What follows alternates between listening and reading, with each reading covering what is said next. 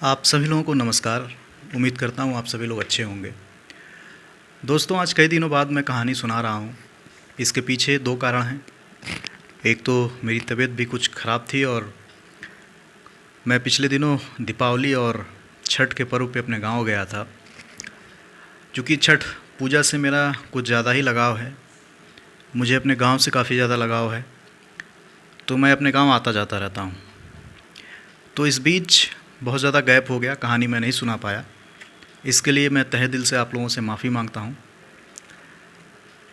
और इससे पहले कि आज कहानी सुनाऊँ, एक ऐसी बात करना चाहता हूँ मैं, एक ऐसी बात बताना चाहता हूँ जो कहीं ना कहीं ये बात आप लोग भी महसूस करते होंगे, फील करते होंगे।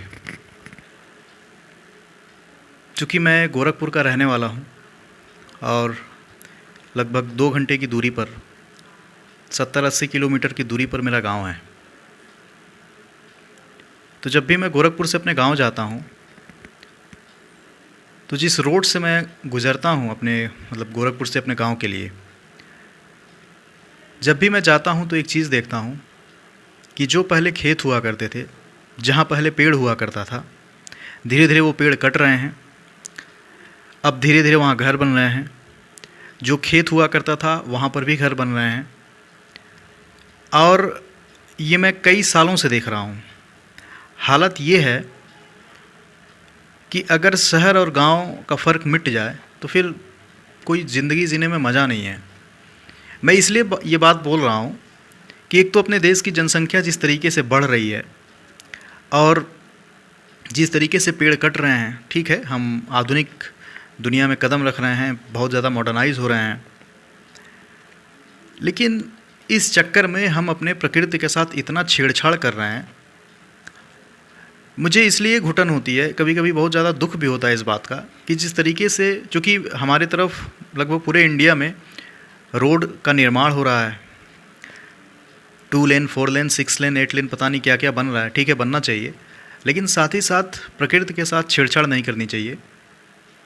मुझे याद है, आज से 8-10 साल पहले जब भी मैं गांव जाया करता था, जिस रोड से, उस रोड पे इक्के दुक्के ही घर दिखते थे, इक्के दुक्के ही चाय वाले या ऐसा कुछ दिखता था। लेकिन आज के डेट में लगभग हर कदम कदम पर दुकानें हैं, घर बन चुके हैं। जो कभी खेत हुआ करता था, पेड़ हुआ करता था, जंगल हुआ करता था।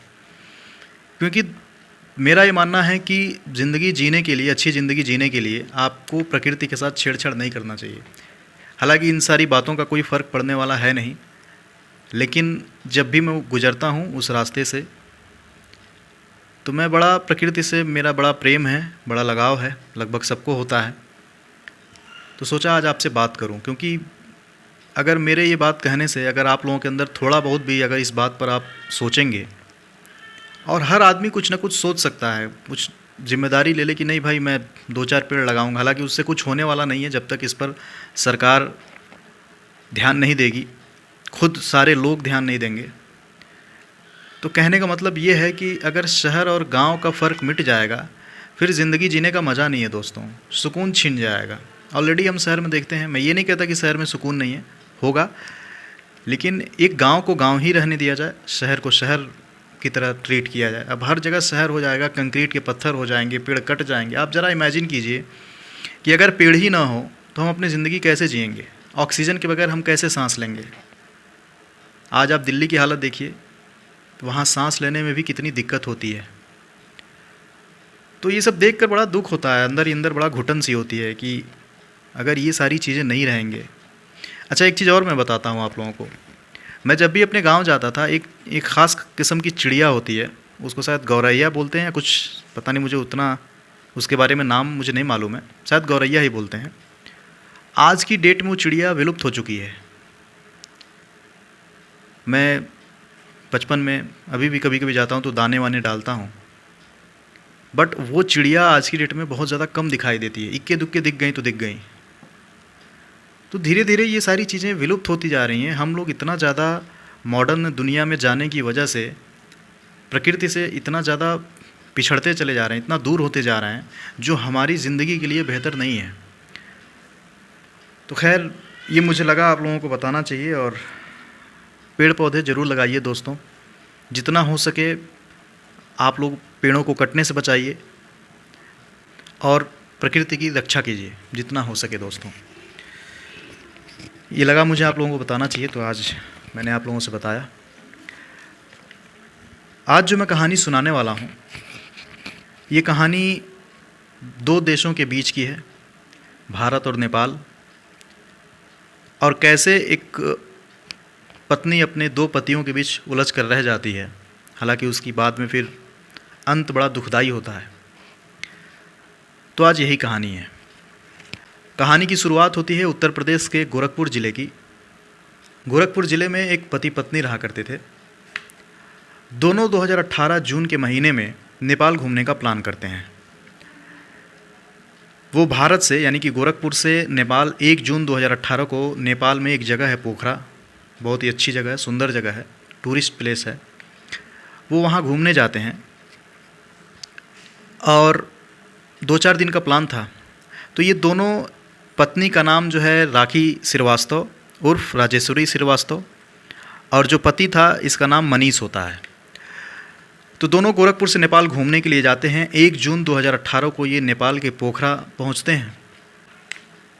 1, 2 और 3 तारीख को, 3 तक ये घूमते हैं। और 3 तारीख को अचानक जो मनीष की पत्नी थी यानी कि राखी श्रीवास्तव, ये अपने पति से कहती है कि उसको यहाँ बहुत अच्छा लग रहा है, वो अभी 2-4 दिन और घूमना चाहती है और तुम्हें काम है, तुम गोरखपुर चले जाओ। चूँकि इसके पहले भी जो राखी श्रीवास्तव थी अकेले कई बार ट्रैवल कर चुकी थी, तो मनीष को इससे कोई दिक्कत नहीं थी। हालांकि नेपाल जैसी जगह में या कहीं भी अगर कोई पति अपने पत्नी को छोड़ता है और पत्नी कहे कि मैं 2-4 दिन या 1 हफ्ते यहाँ रहना चाहती हूँ अकेले, तो थोड़ा सोचने वाला विषय है। खैर, लेकिन मनीष इसमें उसको रोकता नहीं है, कहता वो इसके पहले भी कई बार अकेले घूम चुकी थी, मनीष को आपत्ति थी नहीं। तो 3 तारीख को जो मनीष है नेपाल के पोखरा से गोरखपुर लौट आता है। गोरखपुर लौटने के बाद 3, 4 और 5 जून को उसकी राखी से फ़ोन पर बात होती है। अपडेट लेता है कैसी हो, या जो भी एक पति पत्नी के बीच एक दूसरे का हालचाल। तो 3, 4, 5 तारीख को इनकी बात होती है। 5 जून के बाद, 5 जून 2018 के बाद 6 तारीख से राखी श्रीवास्तव फ़ोन उठाना बंद कर देती है मनीष का। मनीष उसको फ़ोन करता है, व्हाट्सएप पे उसको मैसेज करता है, लेकिन हैरानी की बात ये थी कि उसका व्हाट्सएप भी ऑनलाइन शो कर रहा था, उसके फ़ोन की जो रिंग थी वो भी बज रही थी, घंटी भी जा रही थी, लेकिन उधर से कोई जवाब नहीं आ रहा था। मनीष घबरा जाता है। शुरू में मनीष इग्नोर करता है, क्योंकि इन दोनों के बीच ऐसा पहले हुआ था कि काफ़ी दिनों तक इन लोगों के बीच बातचीत नहीं होती थी। तो ये इन लोगों के लिए नॉर्मल सी बात थी। देखते देखते समय बीतता है, लगभग 20 दिन गुजर जाते हैं। अब तारीख आ जाती है 24 जून 2018। 20 दिन गुजरने के बाद मनीष को कुछ डाउट होता है। वो अपने ससुराल जाता है, यानी कि राखी के घर जाता है, और राखी के घर वालों से बताता है, पूरी कहानी बताता है कि कैसे राखी उसका फ़ोन नहीं उठा रही है, जबकि 3 तारीख को खुद छोड़ कर आया था। तो राखी का भाई भी उसके फ़ोन पर ट्राई करता है, उसको फ़ोन करने की कोशिश करता है। जो व्हाट्सएप का स्टेटस था, व्हाट्सएप पे ऑनलाइन थी, अलग अलग जो सोशल मीडिया प्लेटफॉर्म्स थे उस पर भी ऑनलाइन थी। घंटी जा रही थी लेकिन वो फ़ोन नहीं उठा रही थी। अब ये काफ़ी हैरानी की बात थी। अब 24 जून के बाद 4 जुलाई का डेट आ जाता है। 4 जुलाई को जो राखी का भाई है वो पुलिस में रिपोर्ट लिखवाता है अपनी बहन की गुमशुदगी का, और साथ ही वो शक जताता है अपने बहनोई यानी कि मनीष के ऊपर, अपने ही जीजा के ऊपर, कि इसने ही मेरी बहन को किडनैप करवाया है। यानी कि जो राखी के घर वाले थे वो अब एक तरीके से शक करने लगते हैं मनीष के ऊपर। मनीष एक तो ऑलरेडी परेशान था, वो अपनी पत्नी को छोड़ कर आया था, पत्नी फ़ोन नहीं उठा रही थी। इधर जो राखी के घर वाले थे उन्होंने भी पुलिस में कंप्लेन लिखवा दिया कि जो डाउट है वो मनीष के ऊपर जाता है। पुलिस अब सीधे मनीष को उठाती है, मनीष से पूछताछ होती है। पूछताछ के दौरान पुलिस वालों को लगता है कि मनीष बेकसूर है, इसको खामोखा फंसाया जा रहा है। पुलिस वाले मनीष को छोड़ देते हैं, लेकिन जो राखी का भाई था वो अब यूपी एसटीएफ की तरफ रुख करता है, क्योंकि लगभग 1 महीने गुजरने के बाद भी जब राखी श्रीवास्तव उर्फ राजेश्वरी श्रीवास्तव का कोई पता नहीं चलता है, तो यूपीएसटीएफ को ये कमान सौंपी जाती है। खोजबीन जारी थी। जांच में जो पुलिस अधिकारी थे नेपाल पुलिस से संपर्क करते हैं, राखी के बारे में जानने की कोशिश करते हैं, लेकिन उधर से कोई जानकारी नहीं आती है। फ़ोटो भी भेजा जाता है राखी का, लेकिन उधर से कोई सीरियस जवाब नहीं आ रहा था। अब देखते देखते इसमें 5-6 महीने बीतते हैं, फिर 7 महीने गुजर जाते हैं। लेकिन इस 7 महीने में जो राखी थी, राखी का जो फ़ोन नंबर था वो एक्टिव था, यानी कि उस पर फ़ोन भी जा रहा है, वो अपने सोशल मीडिया प्लेटफॉर्म पे वो एक्टिव भी है, उसका व्हाट्सएप भी ऑनलाइन दिखा रहा है, स्टेटस भी अपडेट कर रही है, सारी चीज़ें हो रही हैं। लेकिन वो फ़ोन का जवाब नहीं दे रही थी, सिवाय वो सबसे बात कर रही थी, अपने दोस्तों से बात कर रही थी, अपने जो भी उसके आसपास या जितने लोगों को वो जानती थी उन लोगों से बात कर रही थी। लेकिन ना वो अपने परिवार से बात करती थी, ना वो अपने पति से बात करती थी। अब ये मामला इतना हैरान करने वाला था। खैर, पुलिस फिर बाद में 7 महीने गुजरने के बाद जब कोई जानकारी नहीं मिलती है, पुलिस वाले अब सोचते हैं कि अब वो नेपाल यानी कि पोखरा जाएंगे और वहीं से इस केस की जांच करेंगे। पुलिस वाले नेपाल यानी कि पोखरा पहुंचते हैं। पोखरा पहुंचने के बाद नेपाल पुलिस की मदद लेते हैं। नेपाल पुलिस को यूपीएसटीएफ राखी की फ़ोटो दिखाती है। राखी की जैसे ही फ़ोटो दिखाई जाती है, नेपाल पुलिस उस फ़ोटो को देखने के बाद वो पहचान जाते हैं। वो बताते हैं कि 8 जून 2018 को एक महिला की लाश मिली थी और उस लाश की फ़ोटो नेपाल पुलिस खींच करके रख ली थी। कई दिनों तक उन्होंने वेट किया ताकि इस लाश की कोई शिनाख्त करे, कोई आए पहचाने, लेकिन कोई नहीं जाता है। उसका अंतिम संस्कार कर दिया जाता है, यानी कि नेपाल पुलिस उस लाश का अंतिम संस्कार कर देती है और एक फ़ोटो खींच कर रख लेती है ताकि भविष्य में कोई आए तो इस फ़ोटो के ज़रिए पहचान की जा सके। अब हैरानी वाली बात ये थी कि अगर 8 जून 2018 को राखी की मौत हो चुकी थी तो उसके फ़ोन को ऑपरेट कौन कर रहा था, उसका फ़ोन कौन चला रहा था। खैर, धीरे धीरे जांच आगे बढ़ती है। इसी खोजबीन के दौरान पुलिस वालों को पता चलता है कि राखी इसके पहले एक और शादी कर चुकी थी, यानी कि उसका मनीष से ये दूसरा शादी था। लेकिन ये बात ना मनीष के घर वालों को पता थी, ना खुद राखी के घर वालों को पता थी। ये शादी काफ़ी गुपचुप तरीके से की गई थी। जब खोजबीन और होती है तो पता चलता है गोरखपुर का ही एक डॉक्टर जो काफ़ी बड़े हॉस्पिटल का मालिक था, उसका नाम था डीपी सिंह, धर्मेंद्र प्रताप सिंह। डीपी सिंह का राखी के साथ लव अफेयर था और 2011 में डीपी सिंह और राखी एक मंदिर में गुपचुप तरीके से शादी कर लेते हैं। हालांकि डीपी सिंह पहले से शादीशुदा था, उसके बावजूद भी वो राखी से अफेयर करता है, प्यार करता है। ना सिर्फ प्यार करता है बल्कि गुपचुप तरीके से एक मंदिर में ये दोनों शादी कर लेते हैं। 2011 में ये शादी होती है, लेकिन 2014 आते आते राखी एक तरीके से डीपी सिंह के ऊपर दबाव बनाती है और एक तरीके से ये अपनी पत्नी के साथ भी था और राखी के साथ भी था। तो राखी फिर बाद में दबाव बनाती है कि दुनिया के सामने वो एक्सेप्ट करे कि ये उसकी पत्नी है। अब चूँकि डीपी सिंह डर जाता है क्योंकि वो ऑलरेडी एक बार शादी कर चुका था, वो इस बात के लिए राज़ी नहीं होता है। धीरे धीरे इन दोनों में लड़ाई झगड़े शुरू हो जाते हैं। अब 2014 आ जाता है। 2014 में ये दोनों तलाक ले लेते हैं और तलाक लेने के बाद 2 साल गुजरने के बाद, यानी कि अब 2016 में जो राखी थी मनीष नामक शख्स से शादी कर लेती है जो कि बिहार का था। अच्छा, इस खोजबीन में ये भी पता चलता है कि डीपी सिंह के ऊपर राखी ने रेप का आरोप लगाया था। हालांकि वो केस वापस ले लेती है और साथ ही साथ उसने दहेज उत्पीड़न और मारपीट का भी आरोप लगाया था। हालांकि ये जितने भी केस थे उसने वापस ले लिए। अच्छा, ये सारा मामला तब सामने निकल कर आता है जब राखी श्रीवास्तव के फ़ोन की सीडीआर निकलवाई जाती है, यानी कि जितना भी ये जो धर्मेंद्र प्रताप सिंह के बारे में जो जानकारी मिलती है वो जब राखी श्रीवास्तव का कॉल डिटेल चेक किया जाता है उससे ये जानकारी सामने निकल कर आती है।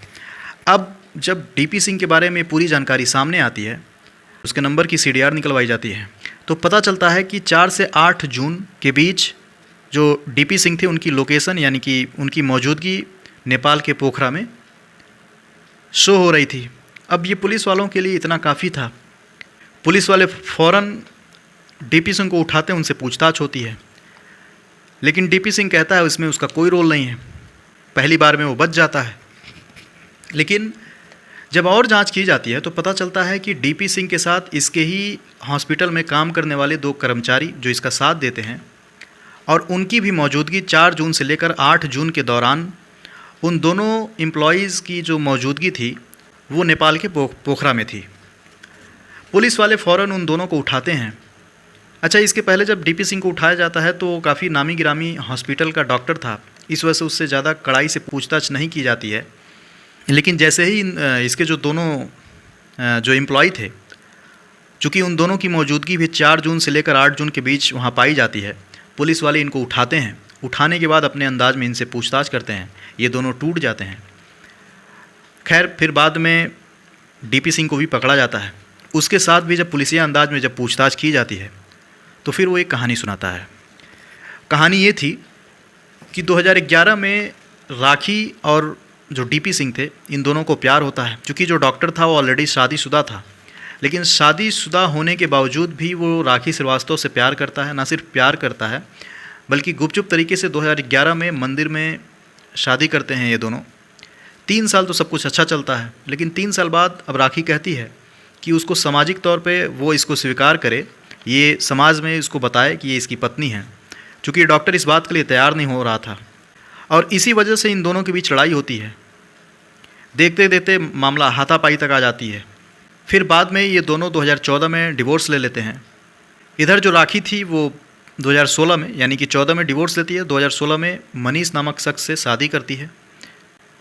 लेकिन राखी शादी करने के बाद भी वो डीपी सिंह के संपर्क में थी। वो आए दिन उसको धमकाती थी, उसको ब्लैकमेल करती थी, कहती थी कि शादी के जितने भी सबूत हैं सब मेरे पास हैं, और बार बार उससे पैसे मांगती थी। कई बार डीपी सिंह ने उसको पैसे भी दिए, लेकिन बार बार पैसे मांगने की वजह से जो डीपी सिंह था वो परेशान हो चुका था। अब वो हर रोज़ राखी को मारने की सोचता है कि कैसे उसको मारा जाए, लेकिन वो हिम्मत नहीं जुटा पा रहा था। बहुत सोचने विचारने के बाद डीपी सिंह एक नतीजे पर पहुंचता है। वो सोचता है कि अपने 2 कर्मचारियों के साथ वो राखी को मारेगा। तो जब 1 जून 2018 को मनीष और राखी नेपाल के पोखरा घूमने जाते हैं, और ये बात कहीं ना कहीं डीपी सिंह को मालूम थी, वो राखी को फ़ोन करता है। राखी से पूछता है तुम कहाँ हो। वो बताती है कि वो नेपाल के पोखरा में है। ये झूठ बोलता है, ये कहता है कि मैं भी नेपाल में हूँ। तो उधर से राखी कहती है कि अगर तुम नेपाल में हो तो मुझसे मिलो। चूँकि उसका पति मौजूद था, यानी कि जो दूसरा पति था मनीष, 3 जून को वो वहाँ मौजूद था, और तभी राखी उससे कहती है कि मुझे और घूमने का मन है, मैं अभी 1 हफ्ते और यहाँ घूमना चाहती हूँ, यहाँ रहना चाहती हूँ, तुम गोरखपुर चले जाओ। चूँकि मनीष को काम था, अब वो गोरखपुर आ जाता है। फिर 4 जून को जब राखी अकेले हो जाती है, जब मनीष गोरखपुर आ जाता है, तो 4 जून को डीपी सिंह राखी से मिलता है। ये दोनों 4-5 जून तक एक साथ रहते हैं, घूमते हैं। लेकिन 6 जून को ये पोखरा में पहाड़ियों पर ले जाता है घूमने के बहाने, और पहाड़ियों पर ले जाने के बाद राखी को धक्का दे देता है।